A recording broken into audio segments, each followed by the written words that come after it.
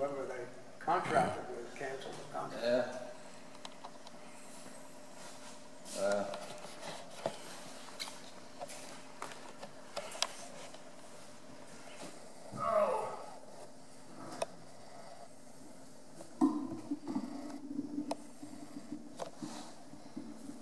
Oh, that's better. For those of you that want to know why I'm not wearing my mask, I used to have a Hopalong Cassidy mask. It only covered my eyes, so I don't think that would be acceptable. I don't even know you can buy any masks here in Winsboro. If there's a place, I don't know where it is. So my alternative is this. This is also hard to find. Almost hard to find real masks. Make a mask out of that. Your mouth and your head, it will do just as good, just as effective as most masks that you buy. Can we have another demo there? That's it. Another demonstration. Oh, another demonstration. I'm trying to get my microphone so it doesn't. It keeps falling down here. Let me raise it up a little bit more. Wants to fall down. That's better. All right, this is my mask. It's reusable, but only for a few seconds, and then you have to replace it because your breath melts it. Anyway, whoops. Already it broke. Sounds like a Woody Allen movie, doesn't it?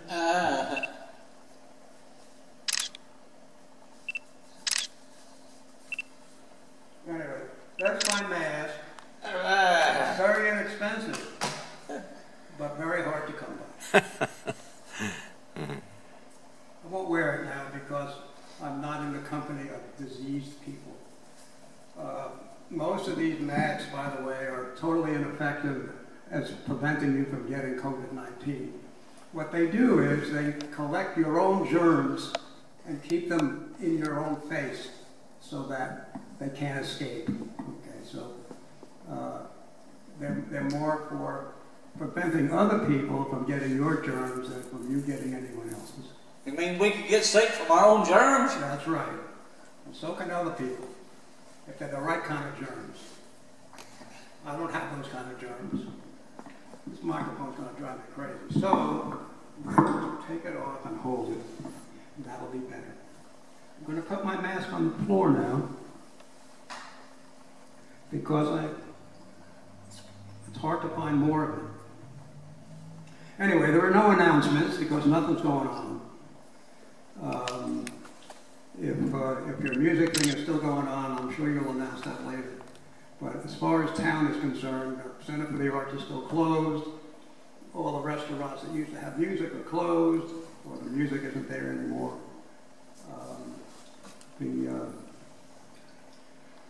The churches, most of the churches are doing live stream. I'm involved in doing live stream from First Baptist, so I've been at church every Sunday morning, along with about 8 other people. We play tracks now, and we put the words up on our screen so that people can sing along at home, and we actually did the Lord's Supper on Easter Sunday with people doing it at home. We did a funeral memorial service on Tuesday, which we live streamed. I was there for that. And, whose funeral? Elizabeth Brown. Oh, yeah. Jim Bruce's widow. Right. I didn't know she passed. Yeah. And sweet lady. the family was there. There were about a dozen of them there, but most of them viewed it online. We're getting, for our regular services, we're getting between 1,500 and 2,500 views during the week. During the service, we get about 200 views. People that are kind of tune in online. For the memorial, we had about... So the total views are what? After the fact, between 1,500 and 2,500. For First Baptist? Yeah. Worship service? Worship services. Memorial service, we had almost 1,000 views. Yeah. following, once it was posted. We have it both on our website and on Facebook. Well, that's a lot more than your live views, isn't it? Yeah. The live views for the worship service will get close to 200. Yeah. And So we're also starting to do some Bible study with Zoom. I don't know if you're familiar with that. It's a kind of a conference call thing which you can have both picture and sound with and participate in. your First Baptist is using Zoom for Bible studies. Some Bible studies. Some of the Sunday school classes are doing that. Some just do a live stream on Facebook, and some do it on Zoom where they can participate. You're not using Facebook, or you are? Some are, some aren't. It depends. And we're going to have our quarterly ministry conference on Zoom coming up in a couple of weeks. That'll be an experience. But you can continue. Churches can continue. Remember, the church isn't the building; it's the people. So it's as long as you have a way of communicating. Well, what was your interpretation of Governor Abbott's announced plans or executive orders for reopening the economy? How will that affect Winsboro? I have no idea. I didn't hear his. It's supposed to be by April 24th, I think. Well, I didn't hear his speech. I tuned in when it was already over, and the station didn't repeat it, so I didn't hear what he had to say.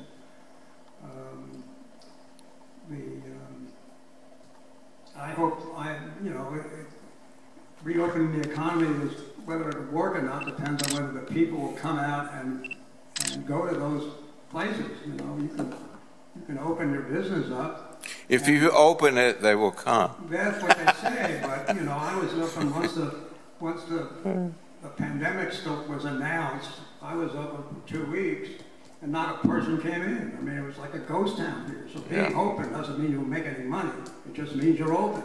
Yeah. I mean, I can turn my open sign and unlock the door. I'm not going to do any business. So it depends on what the level of fear within the public is, whether that will work or not. I hope it works. But anyway, we'll see what happens. The sooner we get back to normal, the better. Everybody will like it. Well, if you haven't been all that busy, how many poems have you written? I was going to write a poem, mass poem, and which would have been something to the effect that I was given a task to discover why to mask. It's that kind of thing. But I never sat down to do it because I was so bored today. I felt so I couldn't write my poem about my mask. Maybe next time I'll do a mask poem. And maybe we'll need it by that time, and we can get away from that. So anyway, that's about it. Oh, this is the 10th anniversary of the Winsboro Live Poet Society. This very month. we didn't make a. This is our party. This is our. This is pretend we're eating, the four of us. And pretend you're married, because you can't eat and drink without being married. I was told that. But yes, this was the 10th anniversary. Well, the pandemic kind of put a wrench in that, didn't it? Wrench was going to be on Conrad, but what was that? Closed up. What was on me? What are you putting on me? The drinks and food. Oh yeah, they're on me. If you can find them and drink them, I'll pay them. Yeah, this is 10 years ago this very month. Joe Dan and Bonnie Sarkeesian and Lisa Germany and some others. The first of many Winsboro Live Poet Society gatherings, and it's. I don't think we've missed one. I think we've.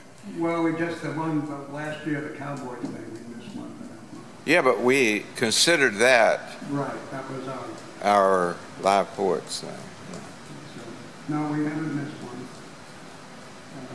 Rain or shine, hot or cold, holiday or not, we meet.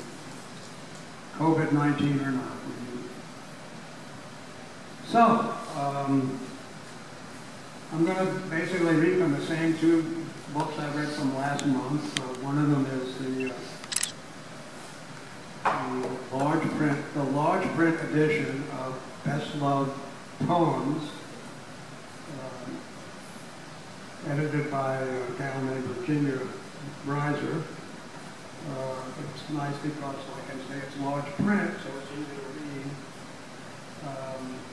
And I was reading from the humorous poems, and I'm still in the humorous poems, so I'll read one or two more of those.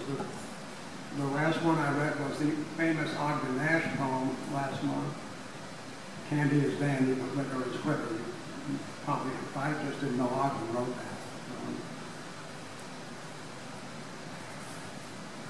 Anyway, this is another Ogden Nash poem. And the title of this poem is, So That's Who You Remind Me of.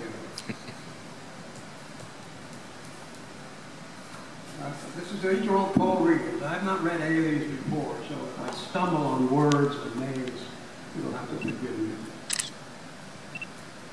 When I consider men of golden talents, I'm delighted in my introverted way to discover, as I'm drawing up the balance, how much we have in common, I and they. Like Burns, I have a weakness for the bottle. Like Shakespeare, little Latin and less Greek. I bite my fingernails like Aristotle. Like Thackeray, I have a snobbish streak. I'm afflicted with the vanity of Byron. I've inherited the spitefulness of Pope. Like Petrarch, I'm a sucker for a siren. Like Milton, I've a tendency to mope. My spelling is suggestive of a Chaucer. Like Johnson, well, I do not wish to die. I also drink my coffee from a saucer. And if Goldsmith was a parrot, so am I. Like Dillon, I have debts by the carload. Like Swinburne, I'm afraid I need a nurse. By my dicing is Christopher out Marlowe, and I dream as much as Coleridge, only worse. In comparison with men of golden talents, well, remember,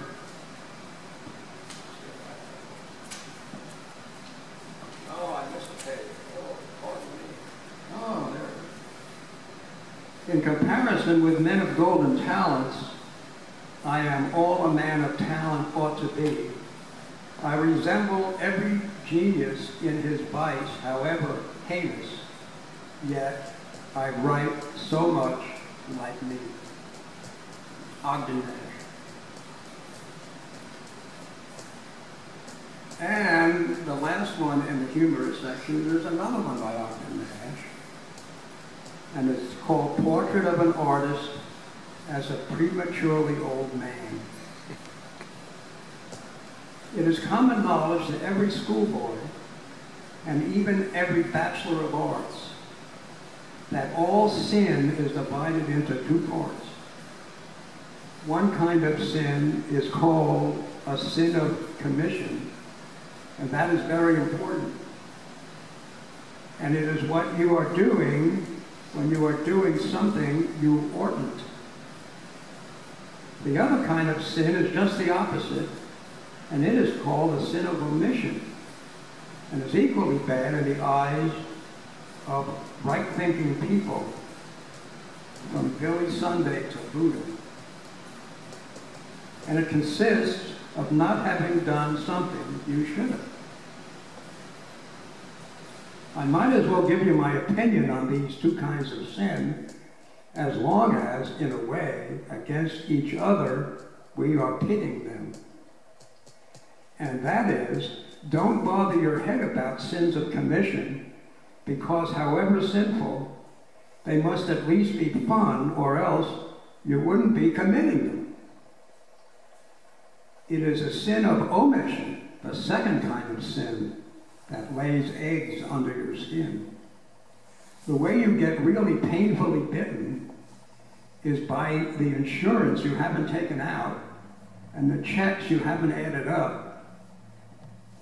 You haven't added up the stubs of, and the appointments you haven't kept, and the bills you haven't paid, and the letters you haven't written. Also, about sins of omission, there is one particularly painful lack of beauty. Namely, it isn't as though it had been a riotous red-letter day or night every time you neglected to do your duty. You didn't get a wicked, forbidden thrill every time you let a policy lapse or forgot to pay a bill. You didn't slap the lads in the tavern on the back and loudly cry, "We, let's all fail to write just one more letter before we go home, and this round of unwritten letters is on me." No, you never get any fun out of these things you haven't done. But they are the things that I do not like to be amid, because the suitable things you didn't do give you a lot more trouble than the unsuitable things you did. The moral is that it is probably better not to sin at all. But if some kind of sin you must be pursuing, well, remember to do it by doing rather than by not doing. Ogden Nash. Okay, let's see.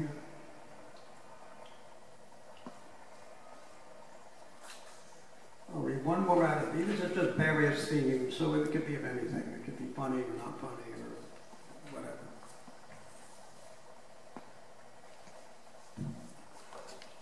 This is by a fellow named William Wordsworth. You've probably heard of this guy.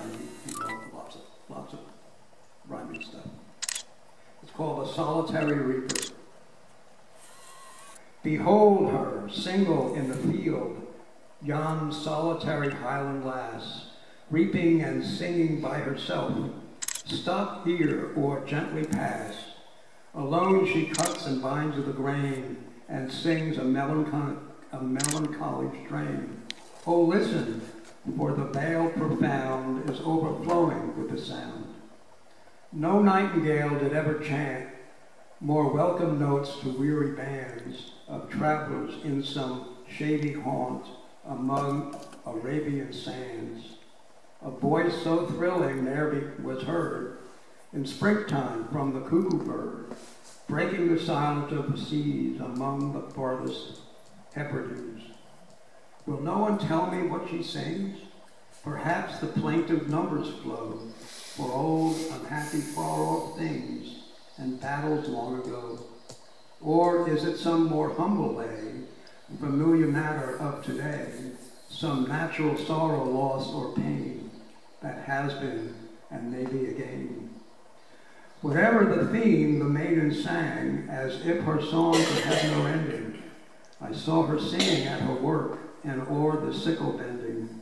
I listened, motionless and still, and as I mounted up the hill, the music in my ear I bore, long after it was heard no more. All right, I'm going to do a few Shel Silverstein's Falling Up, poems and drawing by this gentleman. I will show you the pictures if I can, but I need a third hand for that, so I may just read the poems. I think I read that one, so I'll go to the next one here. If I get the fingers to work, it's on the pages. This is called Wastebasket Brother, and the picture is a wastebasket sitting on top of what apparently is a brother, because only its feet are sticking out the bottom of the wastebasket. If you want to see it, I'll show it to you later. Wastebasket Brother by Shel Silverstein. Someone put their baby brother under this basket. The question is exactly why, but I'm not going to ask it. But someone, I I ain't saying who, has got a guilty face, ashamed for letting such a lovely love go to waste. This is called Crystal Ball, and it's an old lady with a crystal ball on a table and somebody looking at her, some kid. That's the picture. Come see your life in my crystal glass. 25 cents is all you pay. Let me look into your past. Here's what you had for lunch today. Tuna salad and mashed potatoes, green pea soup and apple juice, collard greens and stewed tomatoes, chocolate milk and lemon mousse. I admit I've told it all. You admit I've told it all. Well, I know it, I confess. Not by looking in my ball, just by looking at your dress.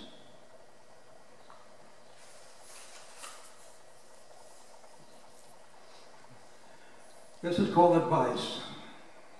William tell, take your arrow, grip it well. There's the apple, aim for the middle. Oh well, you just missed by a little.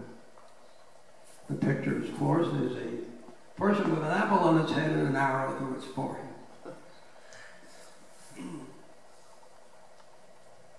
This is called Nope, N-O-P-E. The picture is a man looking through a telescope at a banana.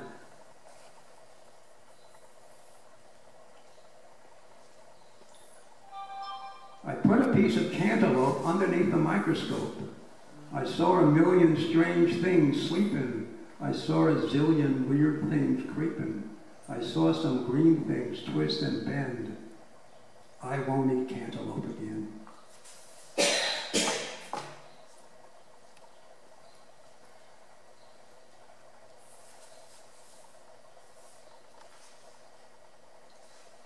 This is called No Thank You, and it's all about cats. So pictures of a million cats.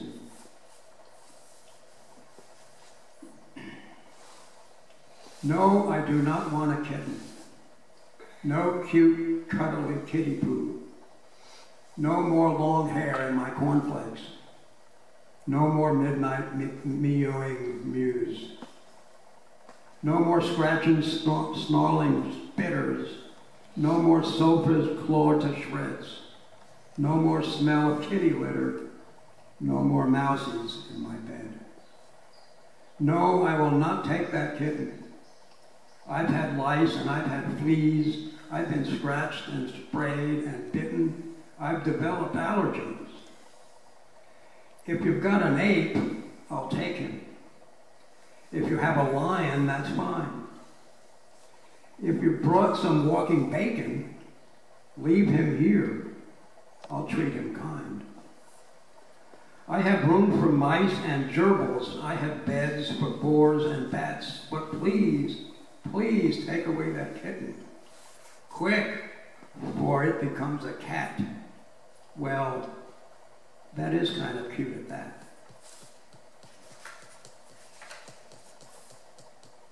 One more and then I will relinquish my lectern and my microphone and take my mask and sit down. This is called Needles and Pins, Shel Silverstein. There's no picture here, so you'll just have to imagine something. It's needles and pins, sew me a sail to catch me the wind. Sew me a sail, strong as a gale, carpenter, bring out your hammers and nails. Hammers and nails, build me a boat to go chasing the whales. Chasing the whales, sailing the blue, find me a captain and sign me a crew. Captain and crew, take me, oh take me to anywhere new. That's it, folks.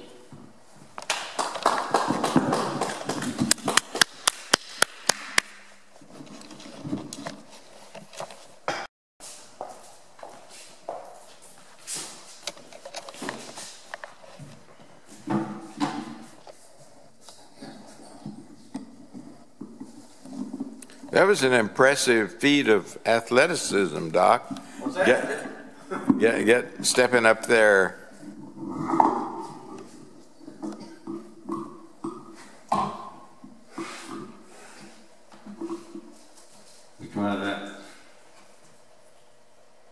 Well, since it's National Cowboy Poetry Week starting Sunday, this coming Sunday, and my dad's birthday was in April, and he was a reenactor in California, I figured I'd pick out a couple of Gunfighter poems. One I'd read like 2 years ago, but I'll start with this fresh one that was written by Dave Prophet 6 years ago. It's called The Gunfighter. Dusty, dark, and lean, narrow eyes, pure sheep and mean. From under a flat-brimmed hat, you can bet he'll cut you no slack. Rode into town on a dapple gray, needs to find someone that pays.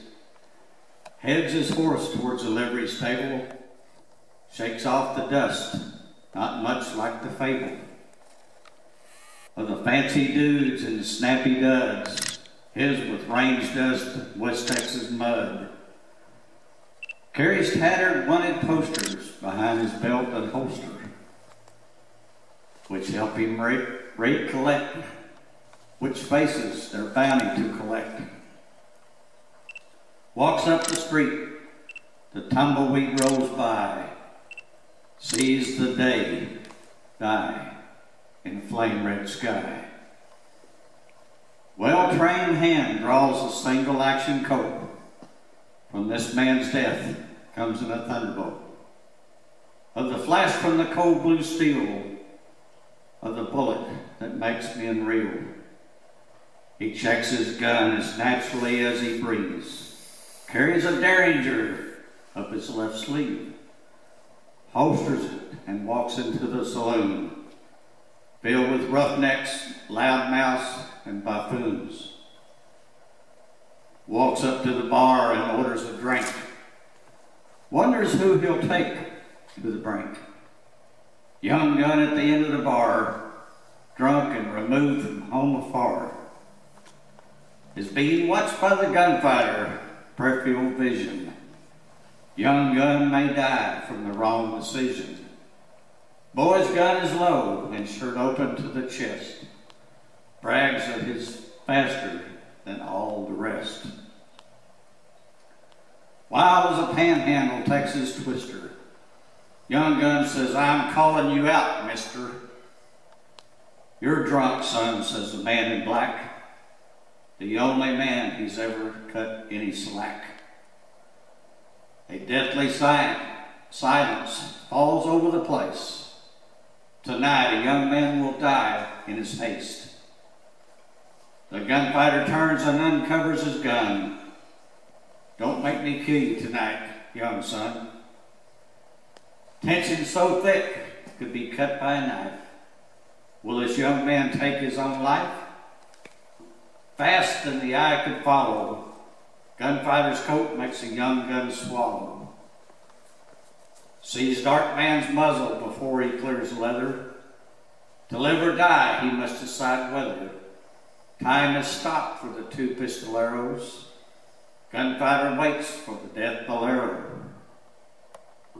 Young man pushes his coat back home. His young girl glad she won't be alone. Young gun can't believe he was beaten so bad, swaggering and drunk, ashamed and mad. Collapses back in his chair, totally unaware. The grim reaper's fingers were in his golden hair. The gunfighter reholsters his sidearm. The barkeep says, okay, folks, no cause for alarm. The gunfighter finishes his drink and turns for the door. Looks over his back and sees a young man passed out on the floor. Smiles and remembers when he was that age. Glad he was able to abate the young man's rage. Steps out onto the boardwalk, breathes the cool night air, removes his hat, runs his hands through his hair. Glad he didn't have to take a life so fair, puzzled that he even bothered to care.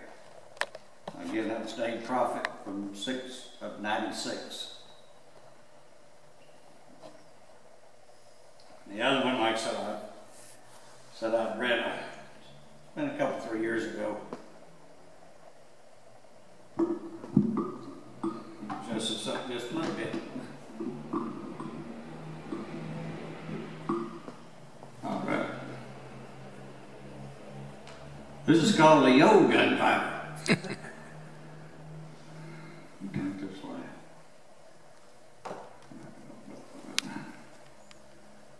All right. The old Gunfighter sat around counting notches on his gun. He laughed at the people in town for the way he'd made them run. Where he walked into the bar and ordered himself a drink, the place would quickly empty out if he would ever blink. He built his reputation from one town to another. They say his first killing was his older brother. He had just turned 17 when he took his brother's life, leaving behind one small son and a bitter, grieving wife. Many years had come and gone since that fatal day, but he never forgot the last words he heard his brother say. Someday you'll meet your match, and your hand will be too slow. When you feel a bullet pierce your heart, and the blood begin to flow, you will think of me as you lay there dying on the barroom floor, for I'll be waiting on the other side to even the score. Hell won't be big enough to find a place to hide. That was his brother's final words just before he died. Give me another whiskey and you better make it fast, he yelled at the bartender, or it'll be your last. Then from the swinging doors he heard a stranger say, "Hey, old man, don't you think it's time that you were on your way?" As he turned and looked towards the door, he got a big surprise. The whiskey he'd been drinking and the sun reflected in his eyes made him think he saw the ghost of the brother he once knew. As he cursed and fumbled for his gun, the stranger quickly drew. Lying in a pool of blood, he heard the young man say, "Burn in hell, you old fool, for this is your judgment day." He died never knowing the stranger was his brother's son. The young gunfighter then ordered whiskey as he carved the first notch in his gun. Thank you. Dramatically walking up. Dramatically climbing on the stage there. Right. That's a dramatic thing there.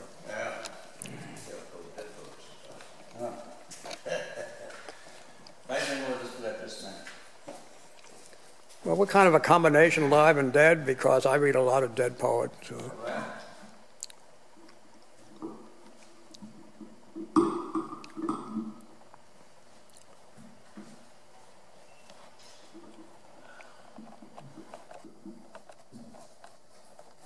Yes, this is the 10th anniversary of the Live Poets Society. And we had, a couple of months ago, we talked about how we were going to celebrate it, do something special. Other life and COVID-19 intervened. We kind of let it slide. Thank you for reminding us, Conrad. I've got some poetry, none of it original, not my poetry. But last night I was having a text and email interchange with my oldest son, Colin Boyd, and he sent me this. This is a less than a page.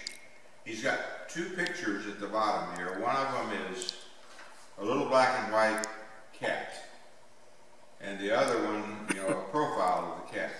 The other one is a less clear picture of close-up of the little black and white cat, face to face with my son Colin. So this cat was a dear friend of my son Colin. Now, the interesting thing was that I remembered when Colin was a little boy that he had a cat named, and Colin was always very specific, never one for exotic names for his pets. That cat's name was Black Kitty. And, you know, solid black. And he got the cat when he was fairly young, a kid, and kept it until he was an adult. Kept it alive, I mean, you know, took care of it, fed it well, took it to the vet when necessary and things like that. And I remember when the cat passed from this life. He was 19 years old, and he had been suffering really from some problem with enlarged feet and this sort of thing. And to some extent, you know, it was not a sad occasion because Colin, and I agreed with him, you know, that he was free finally from that. Must have been a lot of pain. But 19-year-old cat, you know, I never had a cat myself that made it to that age. So Black Kitty lived 19 years. And this cat, this black and white cat, was the successor to Black Kitty. And you can see there's about 45 lines here of Colin's tribute to the cat. And I'm going to call it a poem. I don't know if he meant it that way. It's a tribute for sure. But I'm going to read it to you as a poem. This little girl was born under the fig tree across from my back stoop in April 2001. Born to a pharaoh mama, little black and white, let me tame her. Small, strong, witty, and sharp. She knew who to trust and was a friend to those people. She left today after living 19 years, and I will never, ever have a better little friend than her. To me, that's really poetic. Another 19-year-old cat. 2 of them in a row. Then, you know, Little Black and White was the cat's name.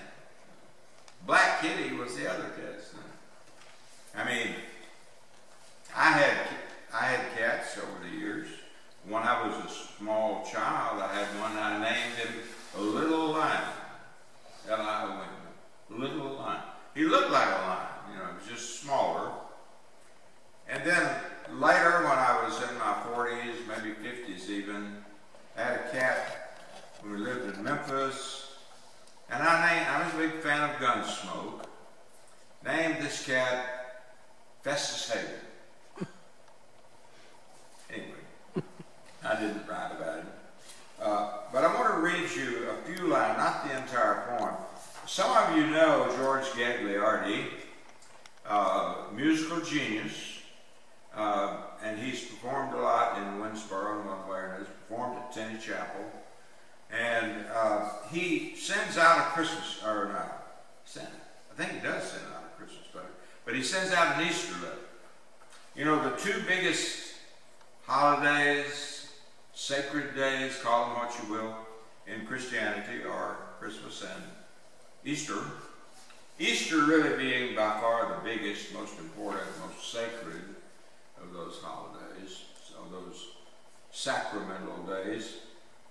And George sent Christmas, or his Easter letter just recently, and had me on the list. And I don't want to read the whole thing, but I want to read you what I consider to be, you know, the most moving parts of it. And the title of it is could use a resurrection now. And it begins, we sure could use a resurrection now. Someone to raise us up and give us life. Everywhere people are dying, you can almost hear the whole world crying, while each in their own way keep trying to hold on in spite of fear and doubt. Lord, we sure could use a resurrection now. It's Easter time again, my friends. The time to recall the familiar story of power, redemption, of glory, when Jesus was raised to live again. But these days it's feeling different. And for those of us who believe, Easter, not just a sunny bunny holiday, it represents a promised hope to save us all from deep despair in this our darkest hour, while so many grieve. And then another poem that some of you may remember, that in 2012, Bob Dylan came out with a new album called Tempest. And the title song of that album, CD, Tempest, was a tribute song to, original by Bob, to the sinking of the Titanic. It was a 13-minute song, and I chose to read the lyrics as a poem here at this meeting. And just FYI, occasionally when I'm going through old YouTube recordings that I've made, you know, one thing YouTube does if you have a channel, you know, is they tell you how many views it gets, and they keep track of it, count them, and keep it posted on that. You know, if you're curious, if you just look at them, you know, you see them, you know, it's there for everybody to see, not just for me to see. And that particular YouTube recording of me reading Bob Dylan's Tempest, and I haven't looked at it lately. It's been actually a few years since I looked at it, but I looked at it by accident, and I saw that it had several hundred views. You know, I don't remember how many. I think around 300 maybe at that time. Maybe it's got more since then, maybe not. I don't know. But what I'm saying is that sometimes we don't know what we choose to read or record, what kind of viewership it'll get, you know. But I was surprised that got that many views at that time.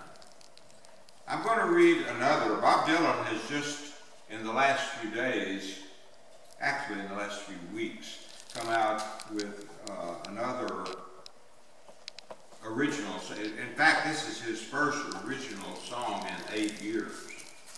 It's called Murder Most Foul. And it's his tribute to the assassination of President Kennedy. And I'm going to read that tonight, and that'll be my concluding poem.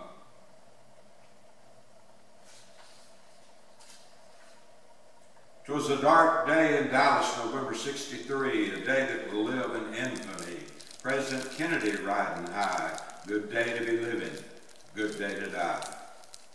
Being led to the slaughter like a sacrificial lamb, he said, "Wait a minute, boys, you know who I am? Of course we do, we know who you are." Then they blew off his head while he was still in the car. Shot down like a dog in broad daylight was a matter of timing, and the timing was right. You gotta pay debts we've come to collect. We're gonna kill you with hatred without any respect. We'll mock you and shock you, and we'll put it in your face, we've already got someone here to take your place. That day they blew out the brains of the king. Thousands watching, no one saw a thing. Happened so quickly, so quick by surprise, right there in front of everyone's eyes. Greatest magic trick ever under the sun, perfectly executed, skillfully done. Wolfman, oh Wolfman, howl. Hush, rub-a-dub-dub, it's murder most foul. Hush, little children, you'll understand. The Beatles are coming, they're gonna hold your hand. Slide down the banister, go get your coat. Ever cross the mercy and go for the throat. There's 3 bums coming, all dressed in rags. Pick up the pieces, lower the flags. I'm going to Woodstock, it's the Aquarian age. Then I'll go to Altamont and I'll sit near the stage. Put your head in the window, let the good times roll. There's a party going on behind the grassy knoll.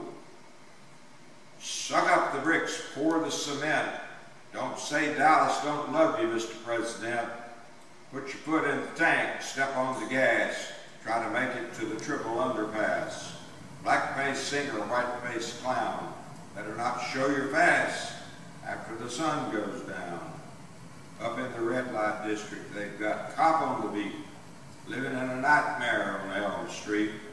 When you're down in Deep Ellum, put your money in your shoe. Don't ask what your country can do for you. Cash on the ballot, money to burn. Dealey Plaza, make a left-hand turn. I'm going down to the crossroads, gonna flag a ride. The place where faith, hope, and charity died. Shoot him while he runs, boy, shoot him while you can. See if you can shoot the invisible man. Goodbye, Charlie, goodbye, Uncle Sam. Frankly, my Scarlet, I just don't give a damn. Who is the truth?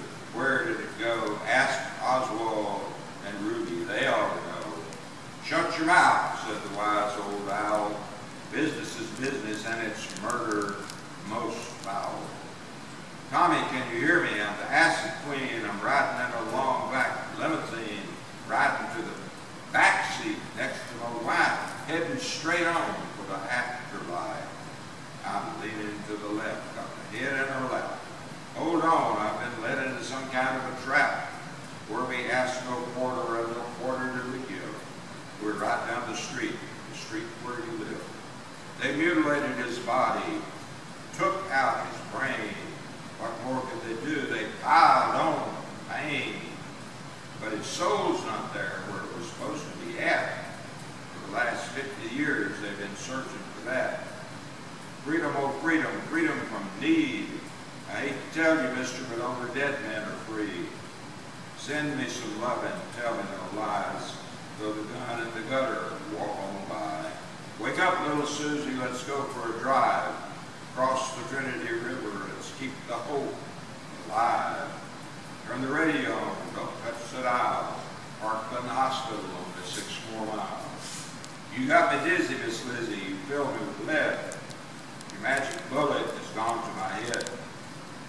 I'm just a patsy like Patsy Cline. Never shot anyone from front or behind. Blood in the eye, blood in my ear. I'm never going to make it to the new frontier. It's a Bruder's film. I seen it last night. It's vile, deceitful, cruel, mean, ugliest thing you ever seen. They killed him once and they killed him twice. Killed him like a human sacrifice. The day that they killed him, someone said to me, son, the age of the Antichrist has only begun. Air Force One coming in through the gate. Johnson sworn in at 2:28. Let me know when you decide to throw in the towel. It is what it is, and it's murder most foul. What's new, pussycat? What did I say? I said the soul of the nation's been torn away, and it's beginning to go into a slow decay that is just 36 hours past Judgment Day. Wolfman Jack speaking in tongues. He's going on and on at the top of his lungs. Play me a song, Mr. Wolfman Jack. Play it for me in my long Cadillac. Play it for me, only the good die young. Take me to the place Tom Dooley was on. St. James Infirmary in the port of King James. If you want to remember, you better write down the names. Play Ada James too. Play I'd Rather Go Blind. Play it for the man with the telepathic mind. Play John Lee Hooker, play Scratch My Back. Play it for the strip owner named Jack. Guitar Slim going down slow. Play it for me and Marilyn Monroe. Play Please Don't Misunderstood. Play it for the First Lady, she ain't feeling any good. Play Don Henley, play Glenn Fry. Take it to the limit and let it go by. Play it for the Carl Worsham too, looking far, far away at down Gallow Avenue. Play Tragedy, play Twilight Time. Take me back to Tulsa, the scene of the crime. Play another one, and another one bites the dust. Play the old rugged cross, play In God We Trust. Ride the pink horse down the long, lonesome road. Stand there and wait for his head to explode. Play Mystery Train for Mr. Mystery, the man who fell down dead like a rootless tree. Play it for the reverend, play it for the pastor, play it for the dog that got no master.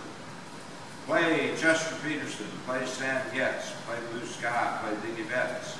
Play Hot Pepper, Thelonious Monk, Charlie Parker, and all that junk. All that junk, all that jazz.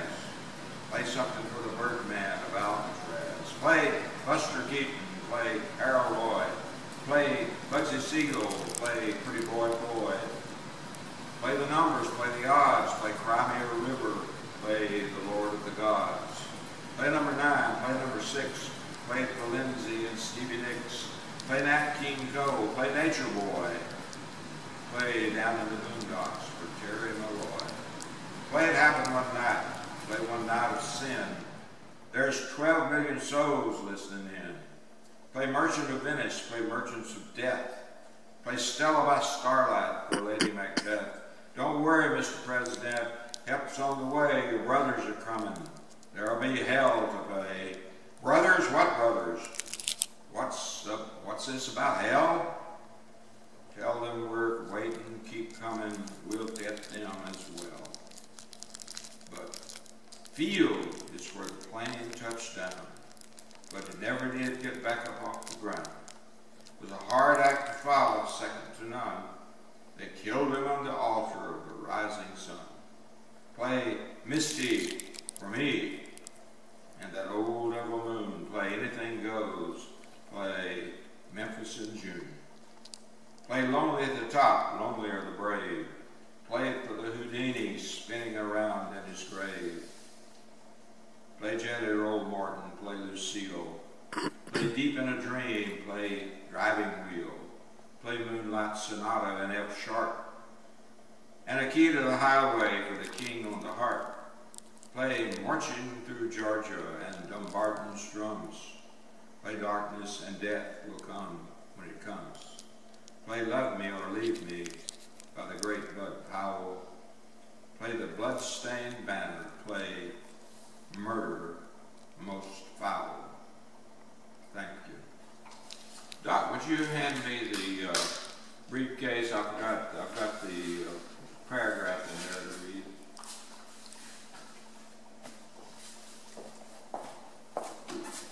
Thank you. We always close with a paragraph from How to Read a Poem and Fall in Love with Poetry by Edward Hoover.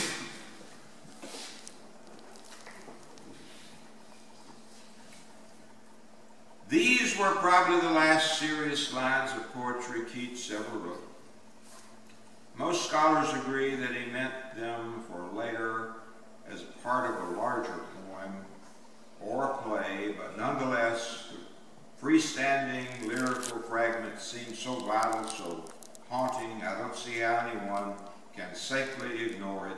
These lines were written by someone who knew at the moment of writing that the warm hand with which he could still touch you, the authoritative word capable, hovers capably both adjective and verb, at the end of the first line will soon be cold. And unable to grasp anyone, anything, he reaches for the contact because he cannot stand it. He is distraught, enraged, terrified. He would prove to you he exists. See, here it is, he declares, interrupting himself, urgently holding out his hand. There's no sentimental gesture. He brings the future listener into direct focus. He turns that listener, the reader, from a more formal and distant thou to a closer and more intimate you, even as the poem moves from the conditional future to the present tense. He knows he will soon be collecting someone from beyond the grave, but he can only enact that gesture, that grasping motion, while he is still alive. This lyric is a time bomb which the poet is setting to explode on contact, on reading. Thank you again. Well, I thought that's one of the longer paragraphs, but it had some real meat in it, I thought.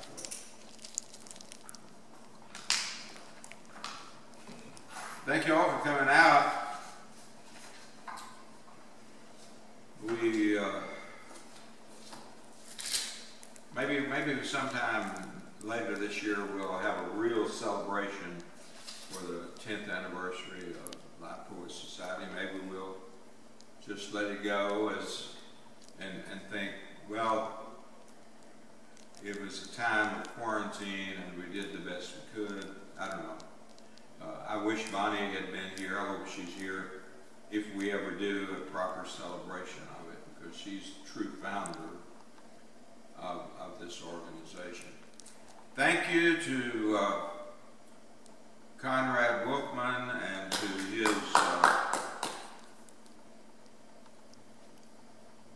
his employer, Vic Clark, the man who owns this building.